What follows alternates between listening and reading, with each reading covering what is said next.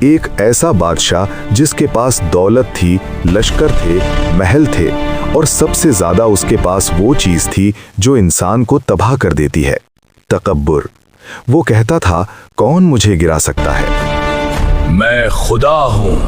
لیکن ایک رات ایک ایسی چیز نے بابل کو ہلا دیا جس کا تصور بھی کسی کے ذہن میں نہیں تھا۔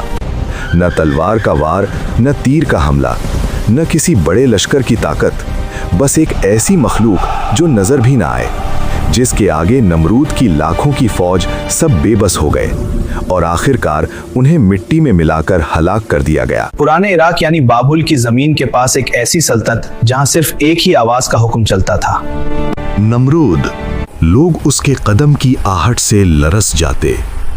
اس کے محل کے سائے میں شہر کھڑے تھے اور انسانیت اپنی گردن اس کے تکبر کے آگے جھکا چکی تھی۔ نمرود کہتا، رزق میں دیتا ہوں، زندگی میں دیتا ہوں، میں زندگی دیتا ہوں، موت میرے حکم سے ہوتی ہے۔ وہ نہ صرف بادشاہ تھا، اپنے آپ کو رب کہتا تھا، میں خدا ہوں۔ ایک دن نمرود کے پاس ایک نجومی آیا اور اس نے بتایا، ایک ایسا بچہ پیدا ہونے والا ہے جو تیری حکومت اور تیری خدا ہونے کے دعوے کو توڑ کر رکھ دے گا۔ جو تیری حکومت اور تیری خدا ہونے کے دعوے کو توڑ کر رکھ دے گا۔ نمرود کا چہرہ سنہری محلوں میں بھی پیلا پڑ گیا۔ اس نے حکم دیا، اب سے کوئی ماں بچہ پیدا نہ ہے، ہر بچے کو قتل کر دیا با۔ اب سے کوئی ماں بچہ پیدا نہ کرے، ہر بچے کو قتل کر دیا جائے۔ گلیوں میں فریادیں اٹھیں، ماؤں کی آنکھوں سے آنسو بہنے لگے اور ظلم کے نقش قدم خون میں ڈوب گئے۔ لیکن جسے اللہ بچانا چاہے وہ پھر دنیا کے تمام دروازے بند کر کے اپنا ایک خاص دروازہ کھول دیتا ہے۔ حضرت ابراہیم علیہ السلام کی والدہ نے ایک پہاڑی غفا میں پناہ لی، ہر طرف گہری خاموشی، پھر اچانک ایک نور، ایک ایسی روشنی جو خاموشی کو اپنی لہروں میں سمیٹے پھیلتی چلی گئی، اور حضرت ابراہیم علیہ السلام کی ولادت ہوئی۔ ان کی تربیت چپ رہ کر غفا کے اندھیروں میں ہوتی رہی۔ جس وقت باہر ظلم کا اندھیرا پوری فضا کو نگل رہا تھا، اندر اللہ ایک روشنی تیار کر رہا تھا جو آنے والے زمانوں کی تقدیریں بدل دینے والی تھی۔ دوستو، آج کا سوال، کون سے نبی علیہ السلام ہیں جن کے تخت کو ہوا اڑا کر لے جاتی تھی؟ اپنا جواب کمنٹس میں لکھیے۔ جن لوگوں نے ابھی تک سبسکرائب نہیں کیا، سبسکرائب کر لیں تاکہ ہمیں موٹیویشن ملے اور ایسے ہی کنٹینٹ آپ تک پہنچتا رہے۔ غفا سے نکلتے ہی ابراہیم علیہ السلام نے اپنے آس پاس کی دنیا کو دیکھا۔ تارے، چاند، سورج سب ایک نظام میں چل رہے تھے۔ یہیں سے ان کا سفر شروع ہوا۔ قرآن کے مطابق ابراہیم علیہ السلام کے والد کا نام آزر تھا۔ وہ بت بنانے والے ایک مشہور کارخانے کے سربراہ تھے، اور ابراہیم علیہ السلام کی تربیت بچپن سے ہی اس بت پرست گھرانے میں ہوئی۔ حضرت ابراہیم علیہ السلام ہر چیز کو غور سے دیکھتے۔ ان کی زبان پر ایک سوال رہتا، حق کیا ہے؟ کون ہے جو میرے اندر یہ سوچ پیدا کر رہا ہے؟ یہی سوال انہیں عظیم بنانے والا تھا۔ اس قوم کے لوگ ستاروں کو سجدہ کرتے، چاند کو خدا مانتے، سورج کے سامنے سر جھکاتے، لیکن پھر سب غائب ہو جاتے۔ حضرت ابراہیم علیہ السلام کا دل پکارتا، یہ سب فانی ہے، خدا فانی نہیں ہو سکتا۔ جب لوگ راستے پر گزرتے بتوں کو سجدہ کرتے، دعائیں مانگتے، ابراہیم علیہ السلام چپ کھڑے انہیں دیکھتے رہتے۔ ایک روز انہوں نے اپنی قوم سے پوچھا، کیا یہ پتھر تمہیں سن سکتے ہیں؟ قوم ہنس پڑی۔ یہ تو ہمارے باپ دادا کے مانے ہو یا ران نشین ہے۔ ابراہیم، یہ تو ہمارے باپ دادا کے مانے ہوئے معبود ہیں۔ انہوں نے پھر کہا، یہ نہ تمہارا نقصان روک سکتے ہیں، نہ تمہیں کوئی فائدہ دے سکتے ہیں، اور پھر بھی تم ان کی عبادت کرتے ہو۔ او ابراہیم، تمہاری حسن بہت قوم چلتی نے ہے۔ غصہ کیا، اے ابراہیم، ہماری زبان بہت چلتی ہے۔ پھر رات تک دن بھر ابراہیم علیہ السلام ہر دروازے تک جا کر لوگوں کو سمجھاتے رہے، تمہارا رب وہ ہے جس نے آسمان، زمین، ستارے، سورج سب کچھ پیدا کیا۔ مگر بت پرست قوم کا دل پتھر تھا، ان کے بتوں کی طرح۔ ایک دن ابراہیم علیہ السلام نے دیکھا، قوم ایک بڑی خوشی اور میلہ منانے گئی ہوئی تھی، پورا شہر خالی۔ ابراہیم علیہ السلام ان کی عبادت گاہ میں داخل ہوئے۔ انہوں نے چاروں طرف دیکھا، گنبدوں میں گونجتی خاموشی اور ان پتھروں کا جمع ہوا بوجھ جو صدیوں سے لوگوں کے کندھوں پر تھا۔ انہوں نے گہری سانس لی، آج انہیں جواب دینا ہوگا۔ پھر ایک ایک کر کے اپنی کلہاڑی سے بتوں کو گرانا شروع کیا۔ کوئی زمین پر گرا، کوئی ٹوٹ کر بکھرا، کسی کا چہرہ چورا چورا ہو گیا، اور آخری میں سب سے بڑا بت ابراہیم علیہ السلام نے وہ کلہاڑی اس کے کندھے پر لٹکا دی۔ جب لوگ واپس آئے اور اپنی عبادت گاہ کی حالت دیکھی تو چیخ اٹھے، یہ سب کس کا کام ہے؟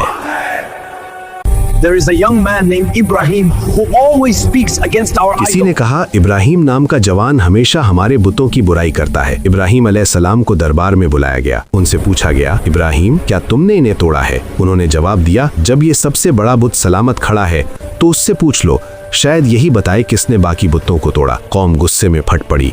इब्राहिम तुम जानते हो कि ये बोल नहीं सकते। इब्राहिम अलैहिस्सलाम का जवाब उस शहर की दीवारों को हिला दिया। जब तुम जानते हो कि ये बोल नहीं सकते, चल नहीं सकते, फायदा नहीं दे सकते, नुकसान नहीं पहुंचा सकते, तो फिर तुम उन्हें रब क्यों बनाते हो? ये आवाज हवाओं में घूमी, लोगों की जुबानों से टकराकर नमरूद के महल तक पहुंच गई। इब्राहिम अलैहिस्सलाम को नमरूद के दरबार में लाया गया। आज यहाँ कोई आम मुलाकात नहीं थी। एक तरफ ताज तख्त लश्कर जंग, दूसरी तरफ एक अकेला नबी मगर दिल, अकीदत और यकीन के साथ। नमरूद ने गुस्से में पूछा, तू मेरे खुदा होने का इनकार करता है? इब्राहिम अलैहिस्सलाम ने नरमी से कहा, मेरा रब वो है जो जिंदगी देता मेरा है रब और वो मौत है देता जो है। जिंदगी देता है और मौत देता है। नमरूद हंस पड़ा, ये काम तो मैं भी करता हूँ। The power of life and death in my hand. फिर उसने 2 कैदियों को बुलाया और एक कैदी को माफ कर दिया, दूसरे को मरने का हुक्म दे दिया और बोला, देखो मैं भी जिंदगी और मदिल देता हूँ। देखो मैं भी जिंदगी और मौत देता हूँ। लेकिन फिर इब्राहिम अलैहिस्सलाम का एक जुमला जलवा है जो भी तकब्बुर की उसको दीवारों को निकाल तोड़ दे। गया। अगर तू मेरा खुदा है रब तो सूरज जब को से डाल। मशरिक से निकालता है, अगर तू खुदा है तो इसे मगरिब से निकाल। दरबार जम गया, हवा तक रुक गई, आंखें तक फैल गई। कुरान कहता है, काफिर बेहाल होकर रह गया। नमरूद का तकब्बुर पहली दफा हिल गया। सच हमेशा 2 रास्ते देता है, या झुक जाओ या जला दो। नमरूद ने जला देने का रास्ता चुना। उसने हुक्म दिया, सबसे बड़ी आग जलाओ जो इस जमीन ने कभी न देखी हो। लकड़ियां जमा की गईं, इतनी के पहाड़ बन गईं और शोले आसमान को छू रहे थे। आग की तपिश इतनी बढ़ गई कि परिंदे भी उस जगह से न उड़ सके। फिर एक मंजानी तैयार की गई जो पत्थर और आग के गोले दूर तक फेंकती थी। हजरत इब्राहिम अलैहिस्सलाम के हाथ बंधे गए। जालिम कौम हंस रही थी। नमरूद अपने तकब्बुर में ये सब देख रहा था और फिर इब्राहिम अलैहिस्सलाम को आग में डाल दिया गया। जमीन ने सांस रोक ली, आसमान साकूत में डूब गया और फिर अर्श इलाही से हुक्म उतरा, ए इब्राहिम, पर ठंडी हो जा और सलामती बन जा।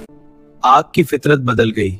जलाने के लिए पैदा हुई थी, लेकिन रब ने उसे इत्मीनान का बिस्तर बना दिया। आग के बीच सब घास उगाई। इब्राहिम अलैहिस्सलाम मुस्कुराते हुए खड़े हुए, कपड़े बेजेब, जिस्म सलामत, रूहानी नूर उनके चेहरे पर चमक रहा था। जालिम कौम की आंखें फट गईं, तकब्बुर की दीवार टूट पड़ी। इब्राहिम अलैहिस्सलाम जिंदा निकले, मगर नमरूद अंदर से मर गया।